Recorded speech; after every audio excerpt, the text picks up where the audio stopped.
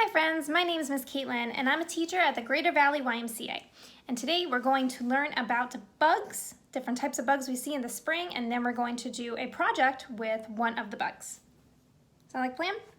So first I want to go over this chart I made.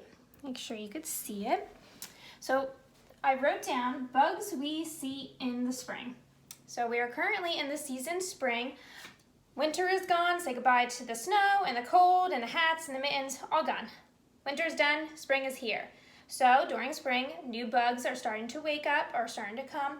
So the first one I wrote, I don't know if you can see it, I'm not an artist. It's a fly, the little black flies that get in your house, that annoy you, that buzz around your face constantly. The flies, that's one of the ones you see in spring. Next is in yellow. It is a bumblebee. We have the bumblebees, the yellow jackets, the honeybees, the wasps. All those stinging creatures come back, but I chose to put the bumblebee, the little fat ones, the fuzzy ones that you see buzzing around, getting the nectar off the flowers. That is the bumblebee. Next is what we're gonna do our project on today, or our project. It's the ladybug.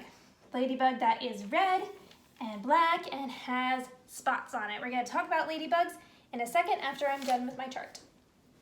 And the next one is, what do you think it is? I did this in one of my early videos where we made patterns. What do you think they are?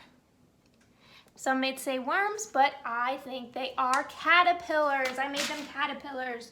So, caterpillars, we see those in the spring. Have you seen any yet? Do you know what happens to caterpillars? They put themselves in a cocoon, and then do you know what comes out? I'll tell you what comes out. It's at the bottom. I should have put them together.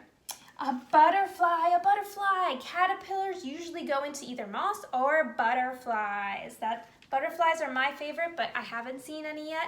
I think we have to wait a while for the caterpillars. You know the story, the very hungry caterpillar, to eat meat and eat and eat, eat all the good stuff, put themselves in a cocoon or chrysalis, and then they can become butterflies. So I think we have to wait a little longer to see these butterflies. And the next one that I skipped is they're in brown, but normally you see them pretty black or dark brown, are ants. We see those all the time in our gardens, on the sidewalks, sometimes in our house. I know I get infestations of these ants every year in my kitchen. They're very annoying, but they do come out in the spring and summer. But I am looking forward to seeing those butterflies. But today, we're gonna do our art project on the little black and red bugs, which are ladybugs.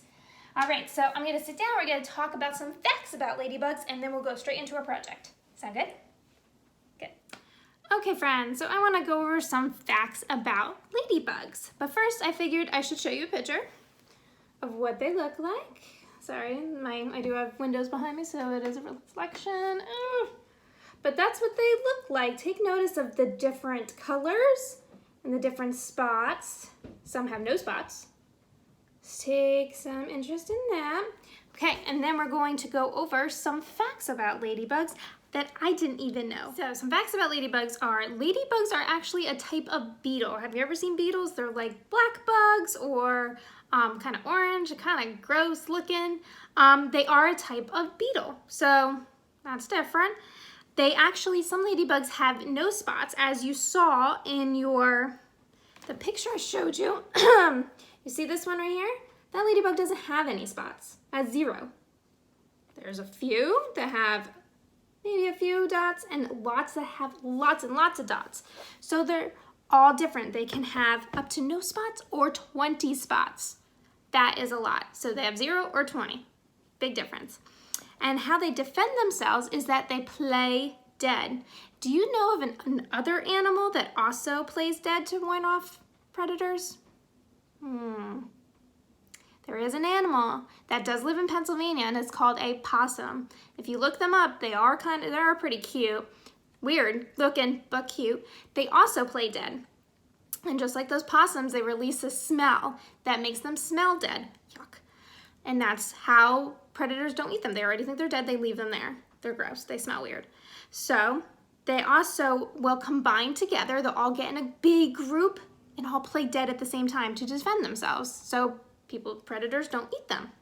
That's different. So the smell of it warns off predators. It's a good plan. Let's see. Oh, this I know. When I hatched ladybugs in my last classroom and released them, it needed to be 60 degrees outside in order to release them. You can't release them when it's 50 or 40 degrees, kind of like how it is today. It would not be a good day to release them. It has to be a warm 60-degree weather day. And we've had those in the past, not consistently, but we have had 60-degree days where you could release them or send them outside. So that's some facts about ladybugs that some of it I did know and some of it I didn't know. I didn't know they play dead. I didn't know that they could have no spots. And I didn't know they could have up to 20 spots. That's crazy. There is more facts on, I did use the website Preschool Inspirations, I think. And you can go on there. They have tons and tons of facts about ladybugs. One of them I just read off. They're a great site. Tells you all about ladybugs, gives you some activities. It's a good website to go to if you want to learn more about ladybugs. So let's start our project. Sound good? Okay, cool. Friends, so for our art project today, we are going to need red paint, a paper plate to put, or something to put the paint stuff on, so paper plate, white sheet of paper, and last but not least, we're going to need either bottle caps or corks. So bottle caps that you get from water bottle or tea, or even the milk jug containers. Just the bottle caps, that's it. I also do have a wine cork in case that's all you have. Just use what you have around the house. It could be, you know, top of the iced tea containers, any of that stuff, just bottle caps. So you get the bottle caps and all of it together, different sizes, same sizes, up to you.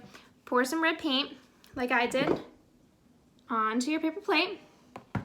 And then you're gonna take the bottle caps or the corks, dip them into the paint, and dab them on to the paper.